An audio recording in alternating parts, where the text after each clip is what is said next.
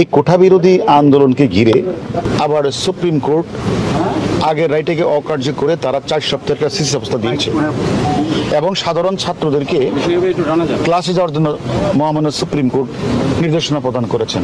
কিন্তু আমরা দেখলাম এর কয়েকদিন পরেই মহামান্য সুপ্রিম কোর্টের নির্দেশনাকে অপেক্ষা করে একটি গ্রুপ তারা বিভিন্ন জায়গায় বসে তারা এক সরকার বিরোধী স্লোগান দিচ্ছে, অন্যদিকে তারা গাড়িতে আগুন লাগাচ্ছে, রেল লাইনের স্লিপার তুলে ফেলছে, মেট্রো রেল বন্ধ করে দিয়েছে।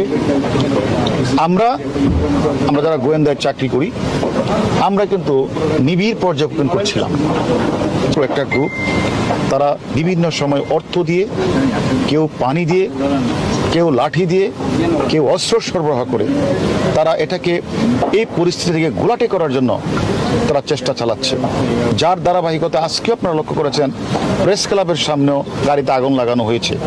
তারা বিভিন্ন জায়গায় ককটেল নিক্ষেপ করেছে। আজকেও পল্টনে অনেকগুলি ককটেল বিস্ফোরণ আপনারা নিজেরাও খেয়াল করেছেন। তা আমার কথা হলো এগুলি তো কোমলমতি সাধারণ ছাত্রদের কাজ না। এবং আজকে আপনারা লক্ষ্য করেছেন স্বাধীনতা বিরোধী কয়েকটি ছাত্র সংগঠন তারা আজকে বিভিন্ন জায়গাগুলিতে তারা আজকে কিন্তু মিছিল সমাবেশ করেছে। তাহলে এখানে কোঠা বিরোধী আন্দোলন চলছে, মহামান্য হাইকোর্ট একটা নির্দেশনা প্রদান করেছে 7 তারিখ তার রায় হবে, সেখানে এটাকে অপেক্ষা করে কে বা কারা এটাকে মানে ভিন্ন খাতে প্রভাবিত করার যে একটা অপচেষ্টা, তার ধারাবাহিকতা আজকে আমরা এই অফিসে এসেছি। এখানে এসে আপনারা নিজেরা দেখেছেন প্রায় 100-র উপরে আমরা ককটেল পেয়েছি, সেখানে পেট্রোল 5-6 বোতল পেট্রোল আমরা পেয়েছি, তারপরে 500 লাঠিসোঁটা 2-3টা রুমে ছিল, 500 লাঠিসোঁটা ছিল, 60টা দেশি বিদেশি অস্ত্র ছিল। এবং আমরা ছাত্রদল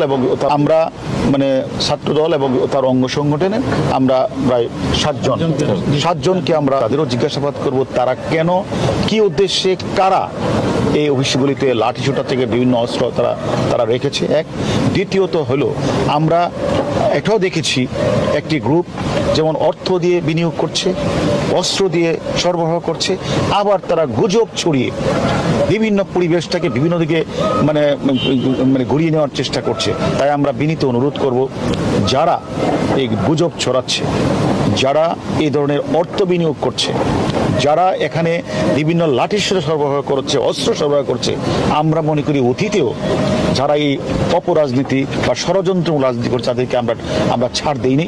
আমরা মনে করি এই আন্দোলনকে, কোঠা বিরোধী আন্দোলনকে ঘিরে যারা এই অপরাজনীতি, যারা ষড়যন্ত্রকারী, যারা এই কাজটি করেছেন, আমরা মনে করি তাদের সকলের নাম আমরা পেয়েছি, তাতে আমরা শীঘ্রই গ্রেপ্তার করব। তার মানে আপনার বক্তব্যে এটাই স্পষ্ট যে এই আন্দোলনে বিএনপি এই আন্দোলনকে ইস্যু করে বা পুঁজি করে সরকার বিরোধী আন্দোলনের দিকে যাচ্ছে কি?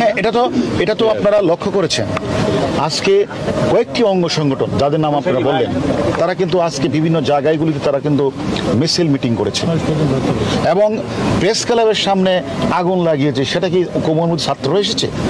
এখানে কিছু অপরাজনীতি করার জন্য, কিছু মানুষ যারা রাজনীতিকে ভিন্ন খাতে নেওয়ার জন্য তারা এই কোমলমতি ছাত্রদেরকে ব্যবহার করে তারা এই বাংলাদেশের বিভিন্ন স্কুল প্রতিষ্ঠানগুলিতে তারা ভাঙচুর চালাচ্ছে, অগ্নিসংযোগ